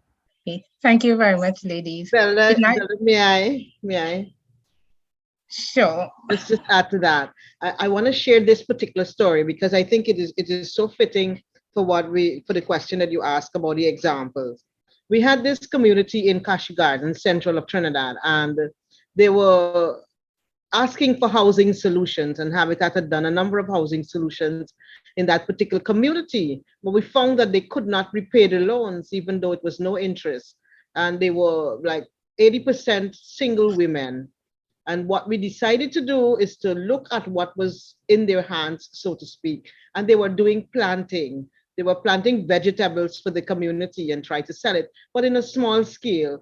And we simply stepped in based on their requests, and we built a solar greenhouse. The community was able to take that solar greenhouse and make it an income generating opportunity that funds the community center, funds homework, children doing homework in the evening, and fund projects for single women in the community. Now, a few months after that, the community themselves have added recycling and biodiversity to that simple solar greenhouse that was added. I'm just saying that in our communities, if we were to take what they have and give them the opportunities, harness them, there was a lot of capacity building that we did have to do, and then take it from there and make sure they put the systems in place legal systems in place to hold them accountable, because you don't want to invest and then it become white elephant. And so you have you keep encouraging them and keep looking at what they're doing and evaluating, and who knows. So I'm saying let's indeed invest in our communities. Thank you, Jennifer, for adding that. It actually, I was just about to go to the question and answer sessions from the audience, and the question that caught my eye was actually one that was asking, if policies do not address these problems, what solutions organizations and NGOs can come up with to build community resilience? And I think your examples, all of the examples shared, address this question so adequately. We'd like to open up the floor to persons in the audience to ask questions directly, and we'll also take a couple from the chat. If you'd like to ask a question, please just raise your hand and we'll allow you to ask your question directly to the panel.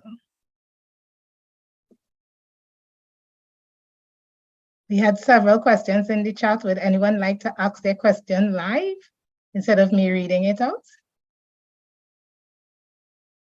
No? I think there's a question from Nicole Oh, Henderson. there's a Nicole Hendrickson. Go ahead, Nicole. Unmute and ask your question. Good morning, everyone.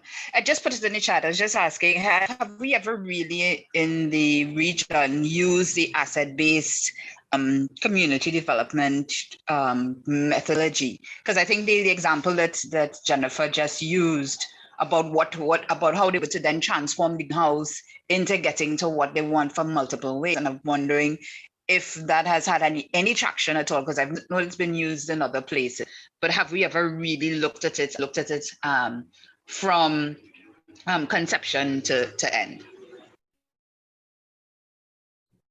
I don't know the model, and so we've never used it. But if I were to use the words based in it, the asset-based community development, in the PASA approach, is a methodology developed by IFRC and Habitat International many years ago.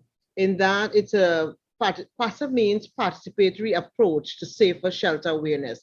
And actually, the community gets to map their own assets and resources, and they get to map their own gaps and risks with expert knowledge guiding the process. And then they develop an action plan that addresses those needs, the gaps, the risks, the resources, and what needs to be matched from perhaps donor community or donor funding or international funding to develop projects that will bring them either micro enterprise businesses or income generating opportunities or resiliency approaches in the community. So I don't know if the methodology will be, similar to that, but that's what we use. I'm not familiar with that one. Let me just say very quickly, like all good researchers, I immediately went to Google to just clarify the model, and also could only chuckle because somebody else in my team also did it and posted it in Slack. And based on what we've all discussed, including what Jennifer said, we are using it without calling it that. So I think some of the things that you're talking about are very much part of the APCD model, in terms of mapping the assets, identifying the assets and identifying where there are deficits, where there are things that can be built on, looking at working, and not just with individuals or even communities, but also looking at institutions and associations. And so it seems to be very reflective of some of the things that have been raised in the chat and also have been raised by the panels.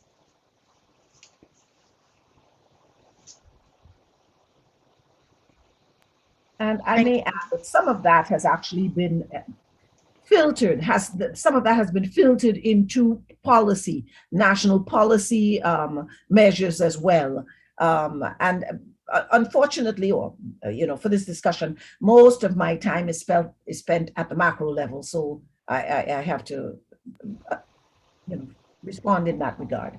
Right. I would just add quickly to the question that Nicole added. I think there is a need for more concentration on this, and this is why one of the issues that we often tend to look at is not just education but assets, including the recognition that knowledge and capacity to act is an asset within itself, as most of us have said. But really understanding that assets differ very significantly, right? And the way that we look at assets and asset bases really need to expand if we're talking about exclusion. So if I remember from some of the work that Asha did in Dominica, one of the things was that when we were looking, for example, for people getting back into fisheries and the fisheries sector and the market, there were market assets that were impacted, but there were also individual assets that are impacted. And so while, for example, the men who are doing fishing have boats and very visible assets that could be insured, the stuff that women use, like knives, etc., which also are very critical. You can't process fish without a knife. Those are things that are not looked at, recognized, or insured. And so it's at that level, as this definition says, about micro assets and really understanding how that drives some of the vulnerability at the livelihood level, that I think we need to do better at. Thank you very much, ladies. Do we have any other questions directly from the audience today? Okay, in the chat, we had one from Ms. Dora James, where she's asking, how do we break mindset? Which I also believe affects our level of bouncing forward. How do we rewrite what slavery has injected in our minds and is consistently being repeated? So ladies, anyone would like to tackle this? How do we break mindset as we look at? I'm going to jump in there. Because I started off my presentation saying we've got to have more groundings, more education, more reasonings. That's how we break mindset. We have to be willing to engage with each other. Our education, unfortunately, has been structured around our same colonial processes that we haven't, let's put it this way, we haven't fully decolonized our education system. And because we have not fully decolonized our education system, we carry that baggage with us. So as anyone will be familiar with, we have to start examining that ourselves. So it's a bit of self-examination, and then engage in discourse with your community. That community can be in your immediate family, and you broaden it. But it's not impossible, of course, to change mindsets, and we know that all the time because that's how we reach where we are. And so we've just got to keep working at it. It's a difficult challenge, but that's what it's all about. And we are at that moment where globally people are addressing the mindset of trying to address the colonial and the decolonial constructs. So we are at a very interesting moment. So if we use that moment to also deconstruct what is our own environment, because the asset thing, it bothers me just a little bit, because we are inherently a society where some have and some don't have. A disaster can make some who had have less. The recovery process can take away from those who had. It's a very and allow those who had to have more. I mean, and this is some of the research that's been done, and that's why you have books that are written called, disaster capitalism and all kinds of things. So there's a lot of good, solid research to back those kinds of efforts. So it's not just helping people manage the assets that they have, which is great work, but we also have to make sure that structurally we transform it so that everyone has equal access to the kind of assets they require for their livelihoods. And this is interesting. It's when we say equal and equality, I think I've heard Lisa in her presentation say it doesn't necessarily mean everybody's getting the same. But we have to understand what are people's requirements for their livelihoods to be able to live that good life. And a good life doesn't mean, overconsumption. We've become, the definition of a good life is overproduction and overconsumption. And continuous, not just once in a while, but continuous. So all those things have to be addressed when we are really talking about, if we are really talking about transforming our society to have social inclusion, gender inclusion, and so on, and allowing to use their assets creatively. As usual, hard to follow, Asha, on these issues. She hit the nail on the head, as Chris says.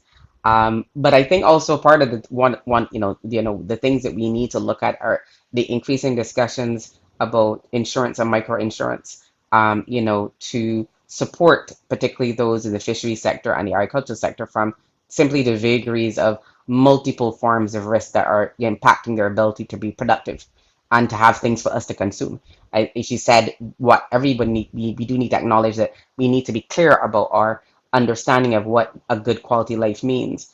I would say that, when we're talking about changing mindsets, this is really difficult work. And I always ask the question because, I spend a lot of time with environmentalists most of the time. And, one of the questions I've always asked because I've worked in both areas is why do we have these conversations without looking at behavior change? And why do we have conversations about behavior change without going to the people who've done the work, i.e., the people working on HIV? If there's anybody who knows about the difficult work of behavior change and the difficult and uncomfortable questions and how you got these things in the public sphere and got people to be comfortable around them, it's the persons in HIV. So my quick response to you is that the answers to these questions exist in our society. We're just not talking to these people. They know the work is there. Similarly, with people who worked on child abuse, GBV, they understand the difficult psychological education work that is required to even open up about these issues. If we want to do the same, to have people being able to discuss and share and even talk about their biases, etc., again, the people who have the methodologies exist. They've done this work for decades. The simple fact is, though, we're not talking to them and we're not doing the adaptation in this sense where we take that work and look at how it can be applied to the work that we're doing. So one of my things is that fundamentally, that's the part that we're missing. Okay, thank you. Right on. Excellent, Lisa. I hope that answered your question, Dora. We have Benedict Peters who has a question. You can go ahead and unmute and ask your question, Benedict. Pleasant good day to all. Wonderful presentations. My question is, let me try to put it as simple as possible. You've been assigned to a community and you want to assess the resilience of that community. And I'm taking it here, resilience to climate change and disaster management, because there's resilience to a number of things. What are some of the measures you will take? What are some of the criteria that you will use to come up with an assessment? And is it possible that if it is already there, which I guess based on the conversation that we have, could be shared so that we could share it within the community so that persons can know those are the things that you look at, those are the ratings that you give, and those are the results that is acceptable or the range of results that are acceptable.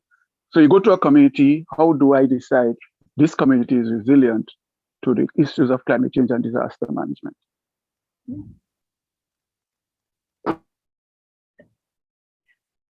Good question. And I'm going to allow those, I'm sure our colleagues have checklists. I don't have a checklist, but I will add something when they're finished. All right, so I'll go first. It depends on what it is that you're measuring. So for example, if Habitat goes into a community to measure vulnerability and disaster resiliency, our checklist starts with a technical assessment and it's married with a social assessment. Both questionnaires are very different because it measures different indicators. On the technical assessment, we would measure the strength of houses and infrastructure. And there are particular engineering questions that are built into that. And so we look for that. We will look for things like, you build a house, does it have a ring beam or roof? The roofs, are they tied with hurricane straps? What kind of structure the foundation is? How are the windows? On the edges of the wall, does it have stiffeners? Those are very technical questions. I don't necessarily want to go into all of that, but it measures the resiliency of the home or the other infrastructural issues that the community may have. And so the checklist I can share definitely, but it's very technical. On the social side, we tend to look at, do we have physically challenged persons in these communities? Do they have access ways? Can we evacuate them in a jiffy if something happens? Can an ambulance drive into the trace and collect Mr. John up the hill? Or is it that we have to have stretcher or an helicopter to airlift him? But more importantly, who has the data? That's the most important thing. Who is collecting that data and how often is it updated? Because it's no sense using with information 10 years old. Mr. John probably don't even live there again, or you may have increased the number of persons that are vulnerable. And so you need to have relevant data. I think Lisa mentioned the gathering of data. So what is very important on the social side is to have the socio-economic demographic information that is most important. And then the actual vulnerability would be based on persons' income and access to resources, as well as the actual infrastructure, both the community infrastructure and the housing infrastructure. Those are the things we would look at to determine how resilient a community is and how resilient a community is not. Also, their access to income and job opportunities. That determines the level of capacity building that's required for that particular community, or the kind of income generating opportunities that we can inject in the particular community. Yeah, I can give many examples, but let me leave room for Lisa. Thanks, Jennifer. So I will try to jump in quickly and still also leave room for Asha. So the way that I would look at it depends on the context and issues, and it comes from being involved in climate risk vulnerability assessments and also being involved in environmental social impact assessments. So there are categories that I would look at, including some of the issues that Jennifer's mentioned, including the physical. The physical will be things like housing, but also issues of transport access. There are social issues, which can be wrapped up in social health and safety. Safety and security is a big one that we don't ask, but it's actually a huge one. People are not going to even access help if they don't feel safe. Just a simple fact. And we need to understand what are the security concerns. Even Mr. John may not let you into his house if he feels that the situation is insecure. So he doesn't care if you're coming to help him to move out. He ain't letting you in the door at all, or he's not leaving his house to go to a shelter where he doesn't know what's going to happen. So the issue of safety and security is one issue that I think we need to pay more attention to. There are economic elements to the resilience questions in terms of livelihoods and how, what people do for a living, how often they do it, also what is the package. Remember, we're in the Caribbean. Very few people that we are targeting at this level rely on one source of income. And forcing them to determine what that source of income question is usually is one of the most ridiculous things we do. And so we need to understand, well, what is that package of things that allow them to live and to be able to pay their bills? On the environmental side, we want to understand both physical environmental issues, as well as we want to understand issues of who is most affected when the ecosystem is degraded. Those are deep questions.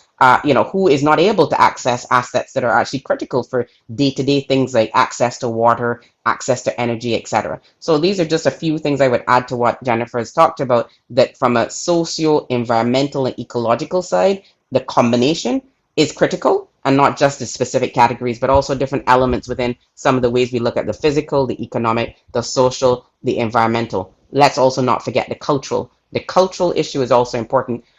In terms of what are the cultural norms and patterns within the community. I would give you a quick example. Doing some work in Mozambique, we were developing an EBA project in an urban setting.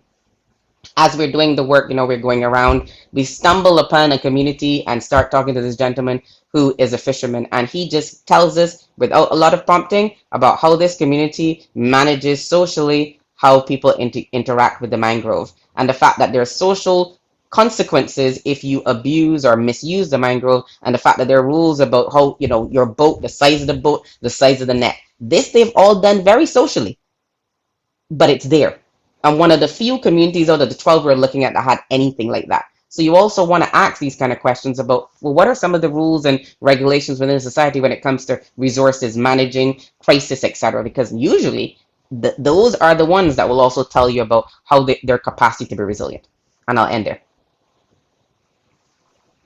Thank you very much, ladies. I'm just going to be I'll be very, very, very brief. Just to say that the brother who asked the question, he's really asking, how do you measure the extent of vulnerability of that community. Mm-hmm. Because vulnerability is the opposite side of resilience. That's correct. We want to understand how the capacity of that community to be able to bounce forward when there is crisis. Then we have to understand what is the depth of their vulnerability.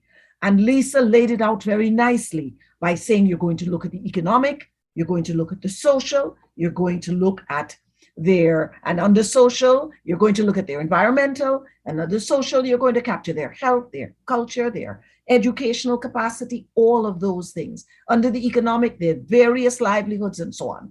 So just think of it, that if you want to understand the resilience of the community, you have to understand the depth of their vulnerability. Thank you very much to the panel and to our audience. I'll now turn you back over to Candice.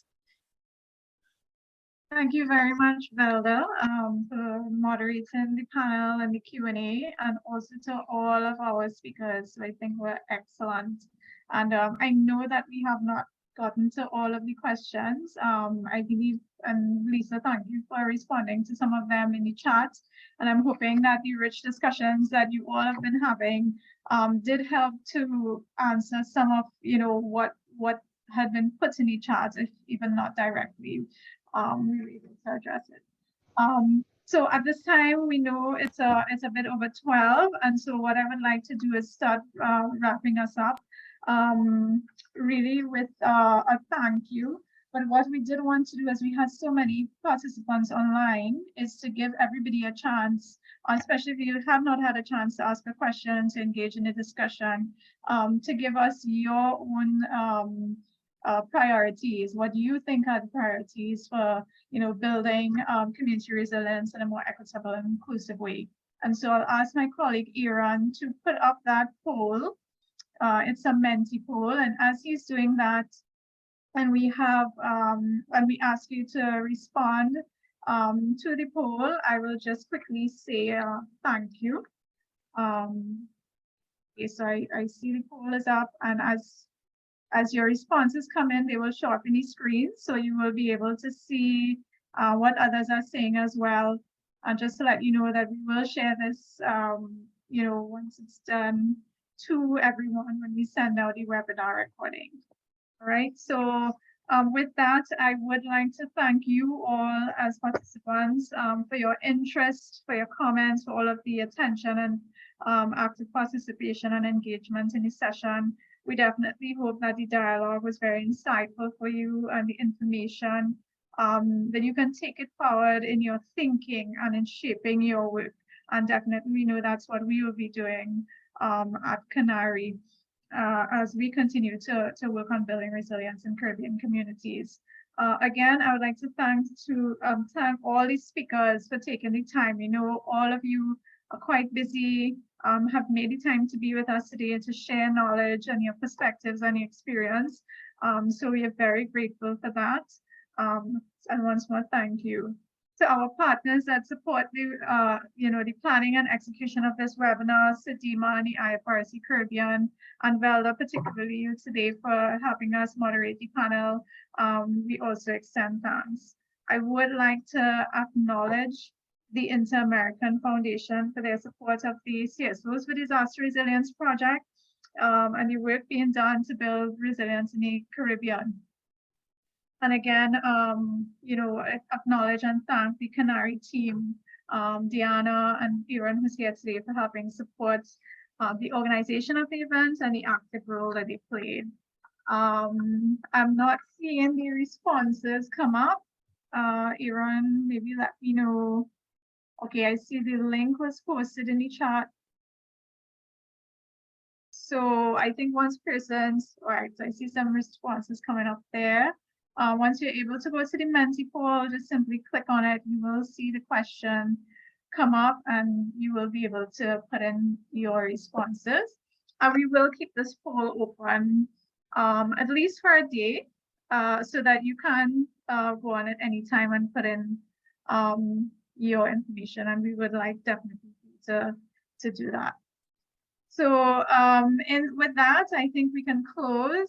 And I do wish all of you a great rest of the day. Please stay tuned for more information from us on the third webinar in the series, which will be in September, but towards the end. We have not finalized the date, but we will be sending out a save the date flyer soon, as soon as we do so. Right, thank you and take care.